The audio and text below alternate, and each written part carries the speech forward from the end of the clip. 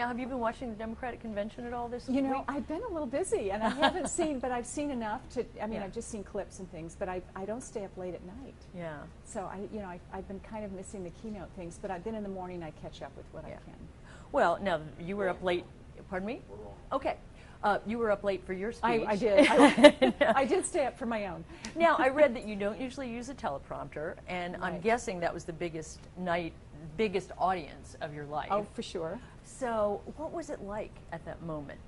Well, it was exciting. I felt sort of the awesomeness of the responsibility of millions of Americans counting on us, and at the same time, I wanted people to really feel what I felt from my heart. I wanted them to know how genuine our concern and care are for others, and how we recognize that people are going through really hard times.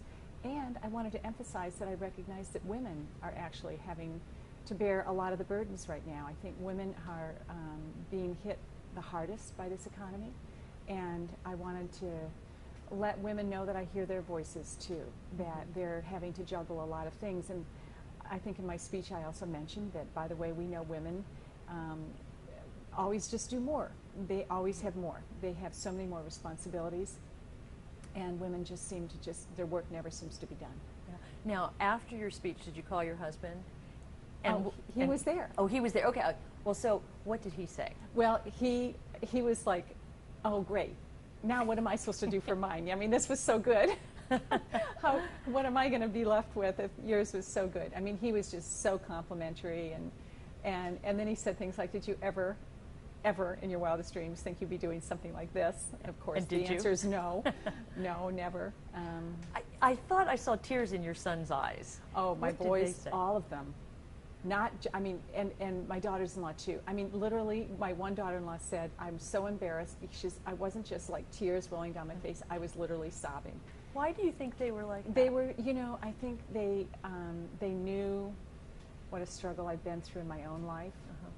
They've seen me really down and really sick, and they've seen sort of this resurgence of my energy and health. They know what a tough, long road I've been through, and it was just pride. I mean, it was just pride that they were able to see their mom be on a stage like that. And I think they also knew that I gave up a lot to be their moms, and they're grateful. I mean, it was just this gratitude that, "Mom, you rock, Mom." Critics say, how can Ann Romney relate to the average person? How can you and your husband relate to the average person? How can you relate to the struggles of a working family or a family that's out of work? Well, life throws us difficulties or troubles. We don't escape life without going through real trouble. For my life, it has not been a financial struggle, it's been a health struggle.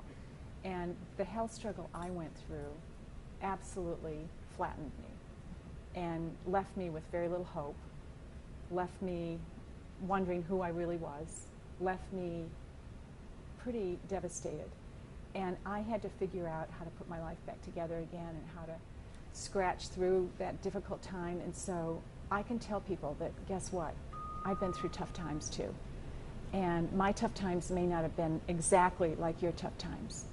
But one thing that MS has been a teacher. And it's taught me humility, it's taught me patience, it's taught me compassion for others. And so I have to say that in the strangest way, I'm grateful for my teacher. I don't love it, but I'm grateful that I had this chance to really have a personal growth from that. People say that you humanize your husband. What do you feel is your mission in this campaign, and how can you be the most helpful? Well, I really appreciated the convention, being able for people of America to see Mitt through a different lens, the lens that I see him through, which is a service-oriented way. When you heard Pat and Ted Oprowski talk about their 14-year-old son David, who was dying of leukemia, and how Mitt was at his bedside, who was taking care of him, who was there visiting in the hospital frequently, and even writing his will out, for the simple will on a legal pad for David before he died. And those kinds of stories are the kind of guy that I know this guy is. He's a guy that people can count on. He's a guy that will be there every day. He's a guy that knows what people are going through and what hard times they're going through. And so for me, I'm just really, really grateful to be able to have that opportunity to say, this is a compassionate person, a very devoted person to those that he feels responsible for. And what he feels responsible for right now is making sure that everyone in America will have a promise of a good job, a strong economy. And he takes those challenges seriously. And I also said in my speech, he will not fail. And I've seen him succeed in everything he does. And he is going to work harder than anyone to make sure that we get America back on a prosperous road.